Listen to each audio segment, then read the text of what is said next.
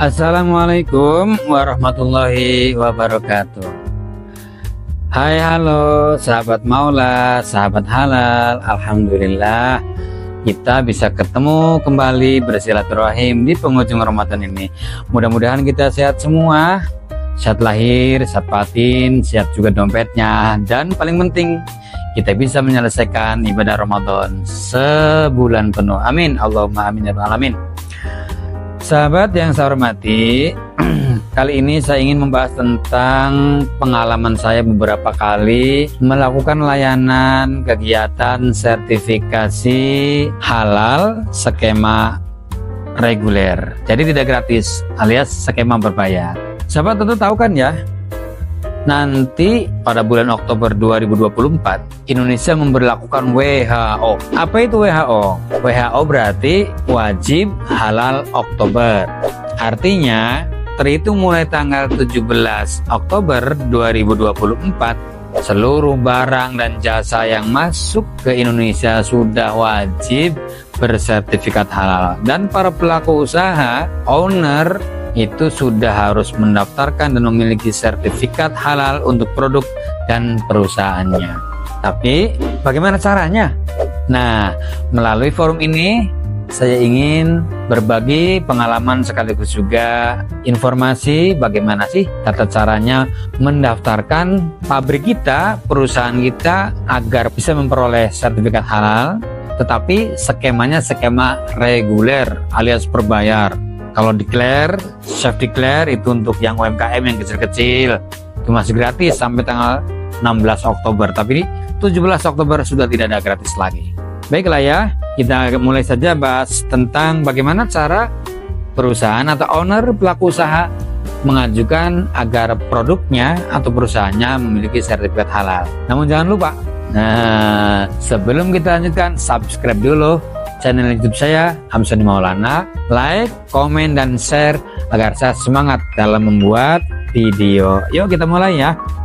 Jadi begini sahabat, dalam kegiatan layanan sertifikat berbayar atau skema reguler ini biasanya ada dua kegiatan utama, yaitu pertama adalah sosialisasi dan pembinaan pegawai, yang kedua adalah audit internal sekaligus pembentukan tim manajemen halal. Sebelum sampai kepada sosialisasi, biasanya tim manajemen halal yang terdiri dari penyuluh, biasanya itu adalah pendamping proses halal, P3H atau pendamping proses produk halal, kemudian juga penyelia, dan juga ada layout designer dan tim konten kreator, itu masuk dalam jajaran tim manajemen halal perusahaan.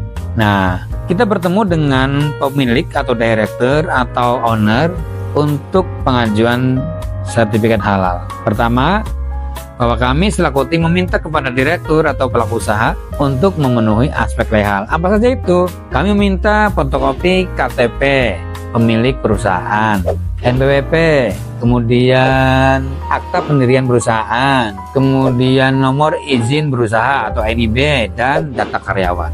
Jika semuanya itu sudah lengkap, maka kami merekomendasikan kepada pelaku usaha untuk menyampaikan kepada karyawan, pada pegawai, bahwa nanti akan ada sosialisasi dari petugas Kementerian Agama, dari tim manajemen halal, untuk sosialisasi kebijakan halal. Maka sampailah kita pada tahapan pertama, yaitu sosialisasi kebijakan halal dan audit internal. Kami menjelaskan kepada para pegawai, para karyawan perusahaan itu 5 hal biasanya. Kita membawa aturan berdasarkan dasar hukumnya, yaitu Undang-Undang Nomor 33 ya, tahun 2014 tentang Badan Penyelenggara Jaminan Produk Halal atau BPJPH. Bagaimana karyawan pegawai memahami, mengetahui, dan mensikapi terkait kebijakan hal ini. Maka kami selaku pemateri biasanya menyampaikan 5 hal utama, dan biasanya juga kami melakukan pembinaan bagaimana karyawan itu terbentuk mindset kerjanya, kemudian culture setnya, budaya kerjanya, apalagi ini adalah yang kita bawa adalah misi-misi halal. Biasanya kami membawa materi 5. Yang pertama itu tentang komitmen dan tanggung jawab.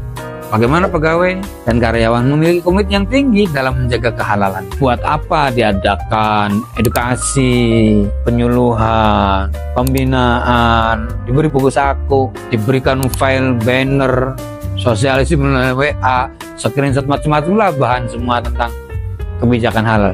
Kalau tidak ada komitmennya, percuma. Nah, komitmen biasanya kami tempatkan pada pembahasan yang nomor pertama. Yang kedua adalah mengetahui kehalalan bahan. Bahannya itu jelas-jelas halal. Ketertelusuran bahannya, mohon maaf, namanya kita dalam bermuamalah atau berinteraksi bisnis tidak memandang apa agamanya. Tapi di sini misalnya ya ada sebuah perusahaan milik non-muslim misalnya, tapi kalau penyeliannya, julehannya, alat-alat yang digunakan itu semuanya terhindar dari unsur babi, anjing, atau pertalian keduanya, atau tidak ada percampuran peralatan yang manual dan sebagainya, betul-betul terjaga higienitasnya dan kesuciannya, tidak masalah.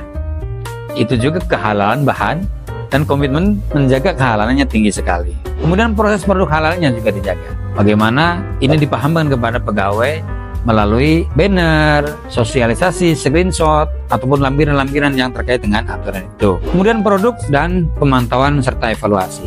Ini 5 ini biasanya kami lakukan dalam sosialisasi kebijakan halal di Indonesia.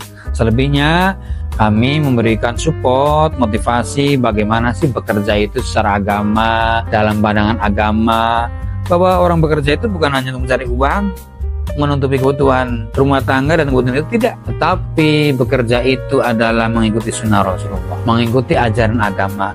Niat dan tujuannya adalah beribadah, menjaga marwah pribadi, menjaga kehormatan pribadi, tidak meminta-minta, bisa mencukupi kebutuhan keluarga. Itu semuanya ibadah.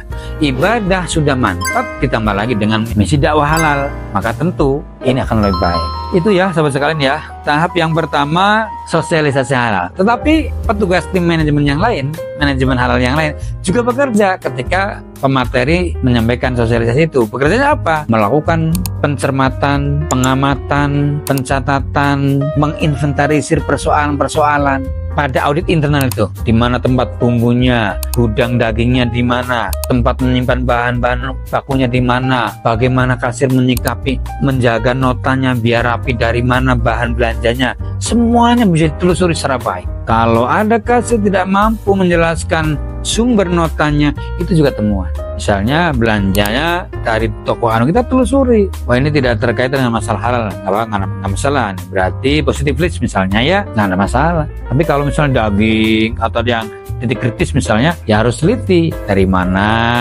sumbernya, adakah sertifikat halalnya dan sebagainya, dan seterusnya.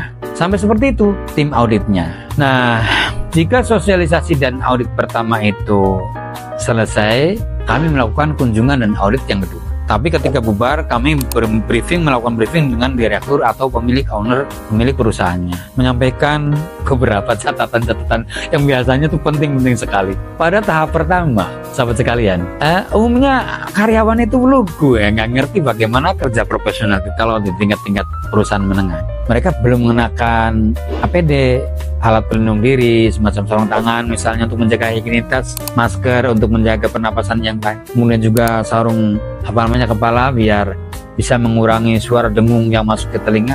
Semuanya fokus pada pekerjaan, menjaga kebersihan dan seterusnya. Itu biasanya pada umumnya sering kami jumpai pada audit pertama itu tidak terpenuhi. Nah, itu yang jadi catatan disampaikan kepada direktur atau pemilik perusahaan. Nah, setelah begitu kami meminta kepada pemilik usaha untuk melakukan audit internal yang kedua. Ini yang lebih teliti lagi, bahasa gampangnya mah lebih kejam lagi. Jadi tidak mau pun, kita tidak mau, pokoknya komitmen harus pakai sarung tangan, harus bersih ya, higienitasnya harus dijaga, harus bermasker, ramah, sopan, profesional dan seterusnya. Yang itu semua sikap perubahannya bisa kita lihat lebih berubah setelah dari audit yang pertama. Sahabat Maula, sahabat halal yang saya muliakan, berikutnya apa sih yang dilakukan dalam proses produk halal itu? Biasanya kami yang terdiri dari penyelia, pendamping proses produk halal, tim konten kreator itu melakukan beberapa hal. Menyiapkan form-form dan penyusunan sistem jaminan produk halal atau SJPH, kemudian mengumpulkan dan mendokumentasikan seluruh kegiatan, baik itu sosialisasi maupun audit, di mana titiknya itu bisa pakai video, bisa pakai foto, juga desain layoutnya, di mana kasirnya, di mana bagian dagingnya, di mana layanan penggilingannya, di mana tempat baksonya, di mana tempat frozennya, semuanya tuh kita catat semua, kita hafalkan semua, kita foto seluruhnya. Dokumen itu kita atur secara rapi. Kalau sudah rapi, diatur, lalu tugas paling utama adalah mengupload. Setelah sistem SCPH-nya terbentuk, kita mengupload seluruh dokumen itu ke aplikasi Serol atau aplikasi LPPOM MUI, Majelis Ulama Indonesia Pusat. Jika itu sudah dilakukan, maka tim manajemen halal kemudian adalah satu kali lagi tugas, yaitu menunggu dan menemani tim auditor yang turun dari MUI Pusat kepada pelaku usaha atau perusahaan yang sedang kita urus layanan sertifikat halalnya. Sampai di sini kemudian kita menunggu, lalu terbitlah sertifikat halal. Sertifikat halal skema reguler terbit diserahkan kepada pelaku usaha atau direktur atau owner sebagai jaminan bahwa tokonya, perusahaannya atau produknya sudah dinyatakan halal dan harus dikomitmeni. Dan bentuk komitmen itu adalah tugas kami yang terakhir adalah membuat laporan audit tahunan.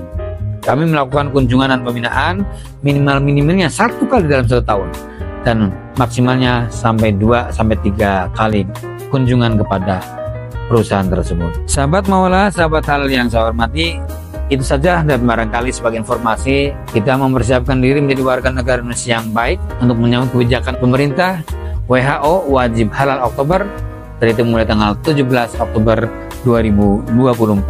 Halal itu thayyib, thayyib itu halal, halal, halal, halal, dan halal itu adalah thayyib. Wallahul muwaffiq ila aqwamit thoriq.